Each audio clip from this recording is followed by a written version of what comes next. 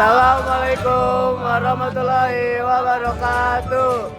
Di sini kita kelompok 2 mau wawancarai tentang AI di Samsat Ciputat. Perkenalkan, nama saya Muhammad Wijaya. Saya Fahira Afifah. Saya Fahriya Afifah. Saya Muhammad Razik Anania. Saya Farijata Putra. Saya Farak Marazik. Selamat menyaksikan.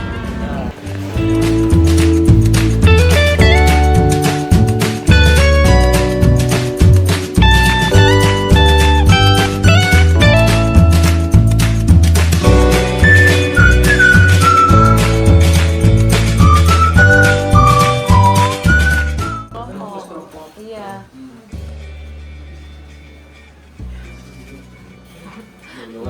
Enggak, paling kayak Fari di sini, nanti bapaknya ada di sebelah sini gitu. Jadi kayak mereka di tengah-tengah.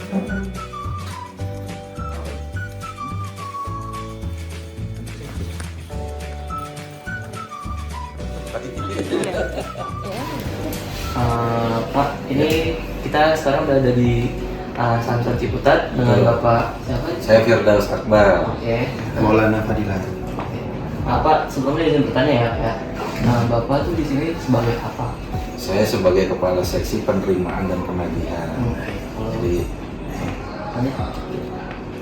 Saya dari seksi staf pendataan penetapan Kota Ciputat. Ya, Bapak tuh di sini udah kerja berapa lama di bidang tersebut? alhamdulillah saya dari tahun 2015 di Samsat Ciputat, artinya sudah 11 tahun. 11 tahun. Di Samsat Ciputat. Oh, Pak. Saya dari 2019, hampir 7 tahunan di sini. Izin bertanya Pak, apakah Bapak pernah menggunakan atau menemukan penerapan AI dalam pekerjaannya? Ya, memang kami ini kan di Samsat Ciputat tupoksi utamanya itu untuk pemungutan pajak kendaraan bermotor, baik PKB maupun BPKB.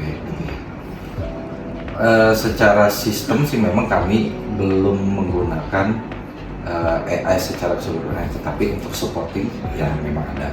Seperti kita gunakan itu untuk pembuatan flyer, pembuatan iklan, gitu ya, untuk pembuatan spanduk, video, dan hal-hal lain yang yang untuk publikasi.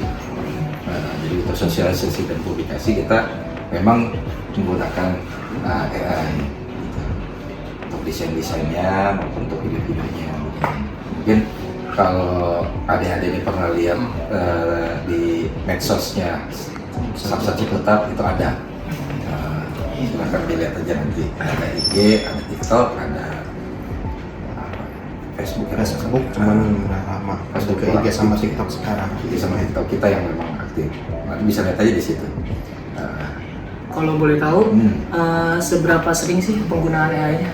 Penggunaan AI itu secara masif sih nggak terlalu sering juga ya. Tadi ketika ada event, ada program, ada yang memang harus kita publikasikan, itu pasti kita produksinya menggunakan tadi gitu ya, untuk melakukan publikasi sosialisasinya gitu. Jadi kalau ada program aja, karena untuk rutinitas sehari-harinya tidak menggunakan. Menurut Bapak, bagaimana AI dapat membantu meningkatkan pelayanan kepada masyarakat? Wah, sangat membantu karena kan untuk pembuatan konten maksudnya konten video maupun desain player dan segala macam itu kan sangat mudah ya, sangat cepat. Terus juga sangat mudah banget kita sebarkan di media sosial kita. Nah, itu sangat mudah diterima oleh seluruh lapisan masyarakat, karena sekarang kan bukan cuma anak-anak muda, anak-anak kecil pun sekarang sudah pegang handphone gitu kan.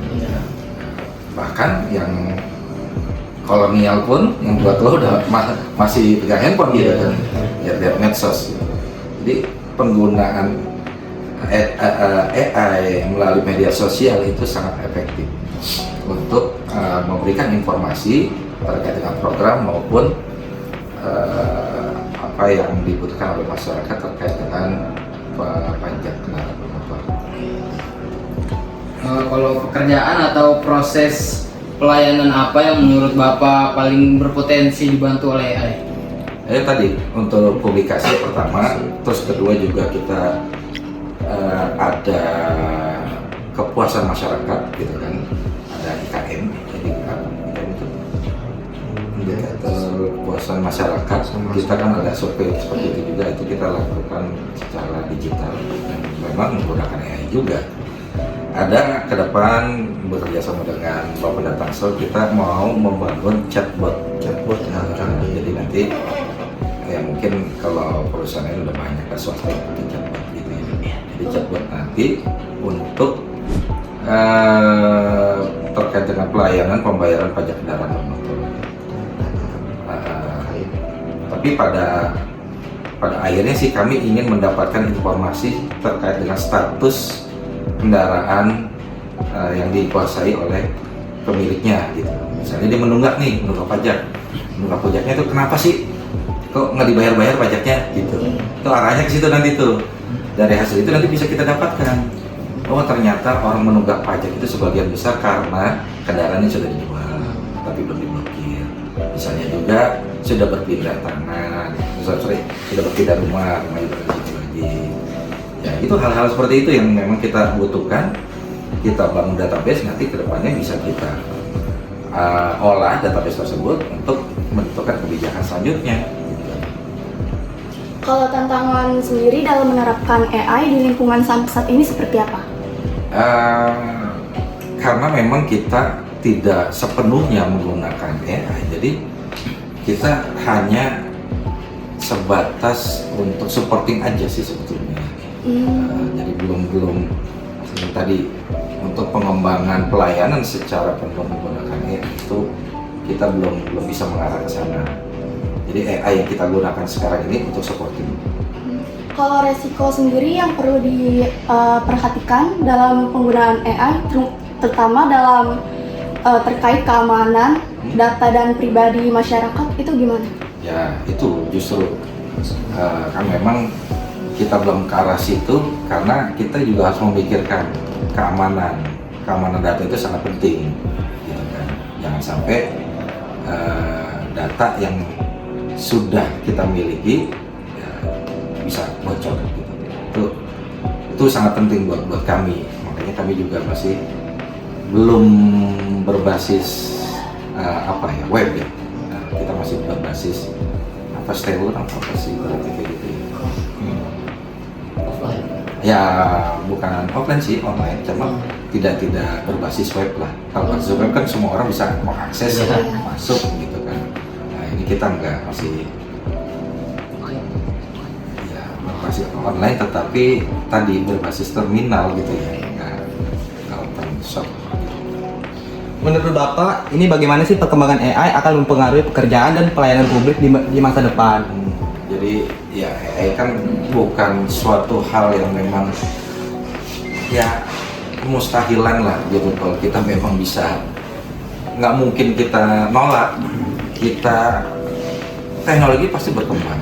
Contoh saya, ketika saya kuliah di tahun 97 itu udah ada AI.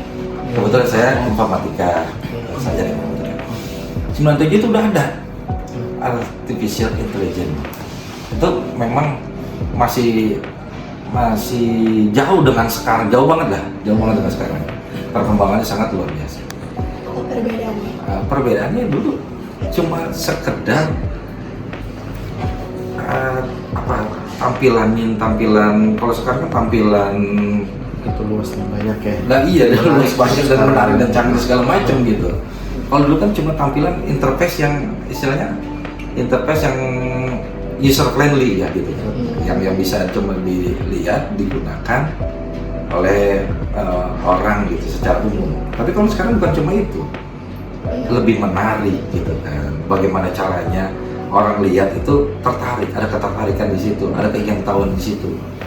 Nah itu kan tantangan-tantangan kedepannya untuk penggunaan AI itu. Pasti akan semakin berkembang gitu. Jadi kurang mungkin rasanya ketika kita ingin bertahan dengan sistem yang lama, nggak bisa. Kita harus mengikuti menyesuaikan. Yang terakhir nih, apa saran dari Bapak kepada masyarakat agar dapat menggunakan teknologi dan AI secara bijak dan bertanggung jawab? Ya, dengan keterbukaan informasi, penggunaan media sosial yang sangat mudah diakses oleh siapapun, banyak yang memang hal-hal yang tidak bertanggung jawab. Contoh, dengan AI kita bisa membuat gambar atau video dari gambar, kan gitu ya? Ya.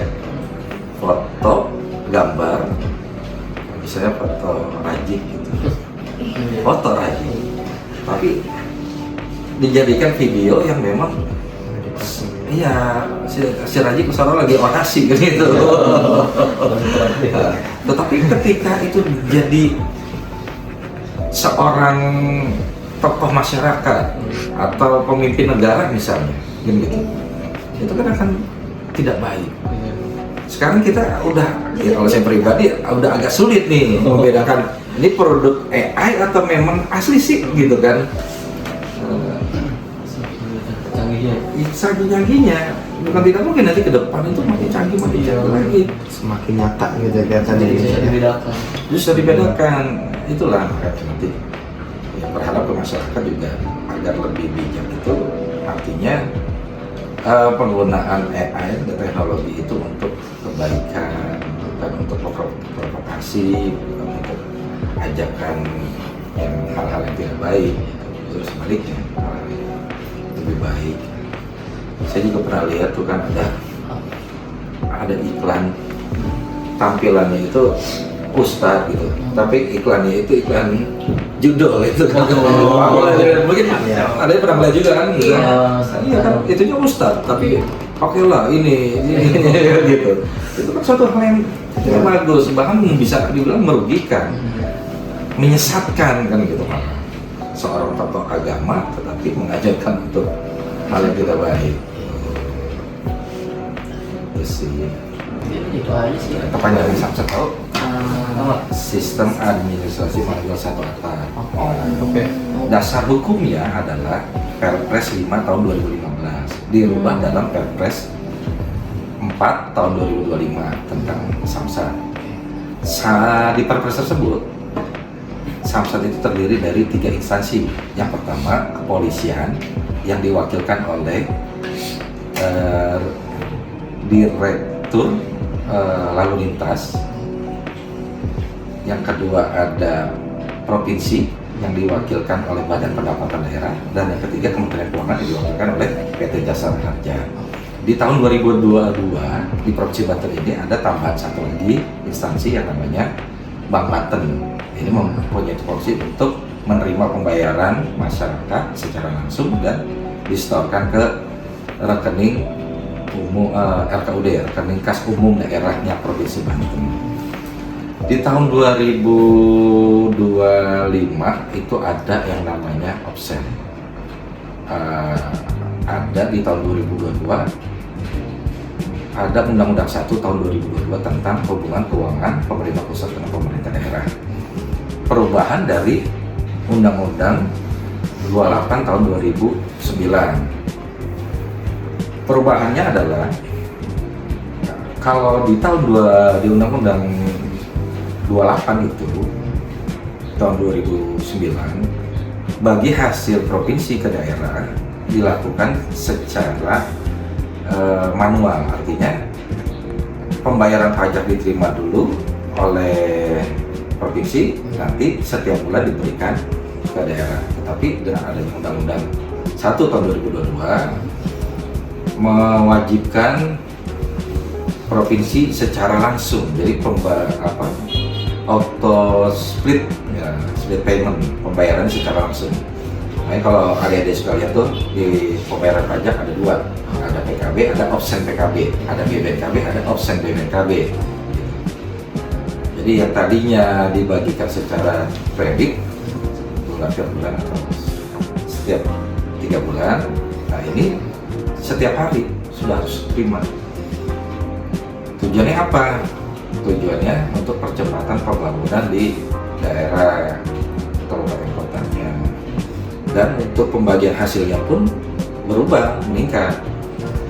Yang tadinya bagi hasilnya 70% untuk provinsi, 30% untuk kabupaten kota dengan adanya offset ini menjadi 39,24 untuk kabupaten kota dan sisanya 60,26 itu untuk provinsi. Terus dengan adanya kenaikan pendapatan kabupaten kota, ada penambahan beban ya pembayaran pajak naik ya kendaraan? Enggak, jawabannya enggak, karena di tahun 2024 tuh ada Kepgub Provinsi Banten, Kepgub 28 tahun 2024 di bulan November itu pemerintah Provinsi Banten melalui Gubernur Banten mengeluarkan pengurangan tarif pajak untuk PKB sebesar 12,15 dan BPKB sebesar 37,25. Itu untuk menyeimbangkan tarif pajak yang dibayarkan oleh masyarakat.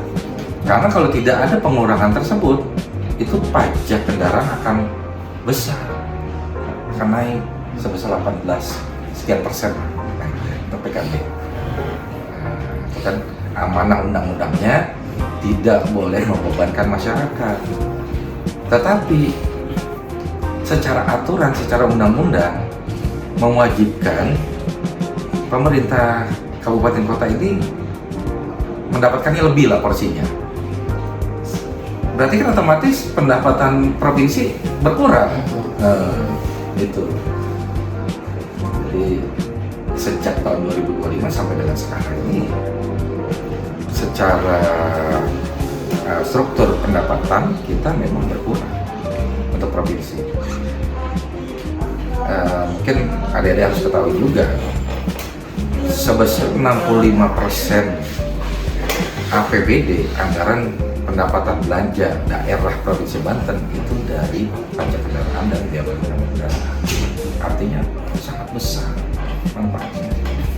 Nah, kami juga berharap nih pada adik-adik, tolong adik-adik ini jadi apa sebetulnya pionir buat di sekolahnya, buat teman-temannya juga. Tolong informasikan ke teman-temannya bahwa pentingnya membayar pajak kendaraan bermotor itu untuk pembangunan Provinsi Banten dan daerah kalian gitu. Kan sangat besar itunya sumbangsinya pajak itu. Sekolah bayar kan? Enggak bayar. Dari mana? Dari pajak. Iya, dari pajak. Pembangunan jalan, rumah sakit, BPJS dari pajak. Makanya tolong teman-teman ini, adik-adik, informasikan ke keluarganya, ke teman-temannya, saudara-saudaranya. Pentingnya bayar pajak itu ya itu nanti. Bukti nyatanya apa? Sekolah gratis kan gitu. Bukti nyata. Jalanan di sana gimana? Hah? Di Ciledug gimana jalannya? Lumayan bagus. Ya bagus banget. Itu jelas, itu dari daerah. Belum lagi cerita EBG dan yang lain. Pajak juga. Ya inilah, itu dari mana? Cuma bukan dari daerah, itu kan dari nasional, APBN strukturnya beda. Ya, sebetulnya Pak Maulana ini sering ngadain sosialisasi ke sekolah ya. Iya. Sekolah-sekolah di Tangsel ya khususnya karena wilayah kerja kita kan cuma 4 kecamatan tuh. Ciputat Timur, Pamulang, Aren. Jadi Tangsel ini ada 7 kecamatan, 4 kecamatan ini kita, 3 lagi masuk ke Samsat Serpong. Ada Serpong Utara sama Kecamatan Setu. Begitu pun di Ciledug. Kota Tangerang itu ada 13 kecamatan, 8 kecamatannya masuk ke Samsat Cikokol, 5 kecamatan masuk Samsat Ciledug. Jadi mulai dari Larangan, Karangtengah, Ciledug, Cipondo, Pinang itu masuk ke Samsat Ciledug. Sisanya 8 kecamatan lagi masuk ke Cikokol. Sama di Kabupaten Tangerang juga gitu. Dari 29 kecamatan ada 2 Samsat, 10 masuk ke Samsat Kelapa II, 19 masuk ke Samsat Belaraja. Ya, kita berusaha lah memudahkan masyarakat untuk membayar pajak kendaraan. Ya, selain ada Samsat induk, kita juga punya gerai. Di Ciputat gerainya ada 4. Ada gerai Bintaro Plaza. Pernah nggak ke Bintaro Plaza? Nggak pernah?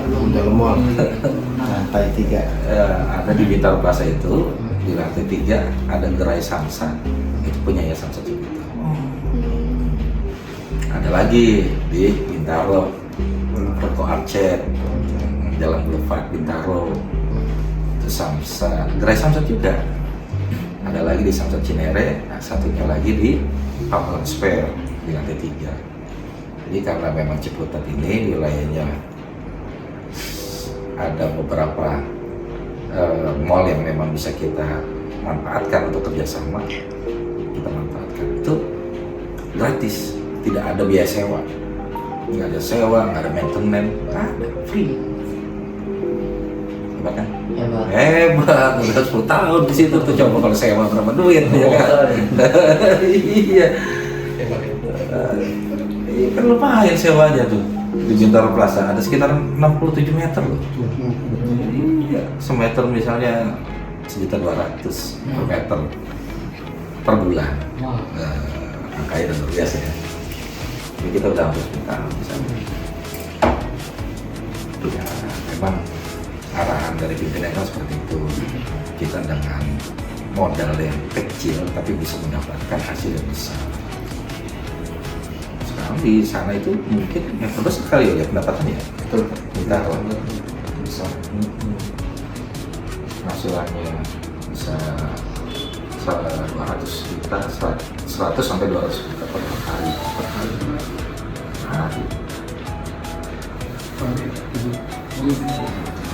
Dia Tenggara tapi.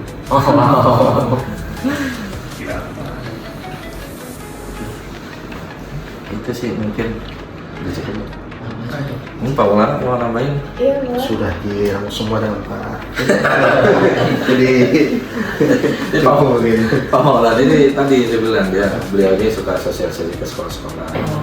pajak perpajakan, di mana sekolah tersebut juga mendukung dari guru-gurunya juga ya, termasuk sosialisasi ke guru yang untuk murid-muridnya juga untuk membayar pajak. Ya, tujuan ini sih bukan pemerintahnya lagi butuh uang banget sampai segitu, enggak juga, tapi Pentingnya apa ya? edukasi, bukan edukasi, kita mengingatkan masyarakat kalau pentingnya bayar pajak, karena kan lupa juga bayar pajak itu. Harusnya jatuh tempo tapi karena kesibukan atau kendaraannya banyak lupa. Ada seperti itu. Kegiatan-kegiatan lain ada untuk mendukung peringatan seperti razia pajak. Mungkin kalau di Ciledug itu sering ada di Geraha Raya tuh pas belokan. Itu sering di situ. Razia pajak kendaraan. Di CBD depan pernah juga. Nah, apalagi ya ada samsat keliling.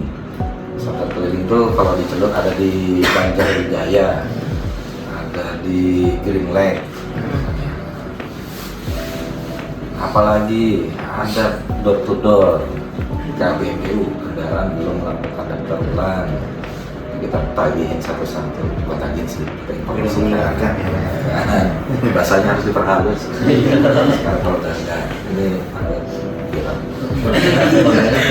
ya nah Segitu aja kali. Terima kasih ya Pak atas edukasinya dan informasinya, dan terima kasih juga sudah bersedia untuk kita wawancara. Terima kasih banyak ya Pak. udah santai aja deh. Terima kasih. Ya. Salam buat bro nanti. Oke.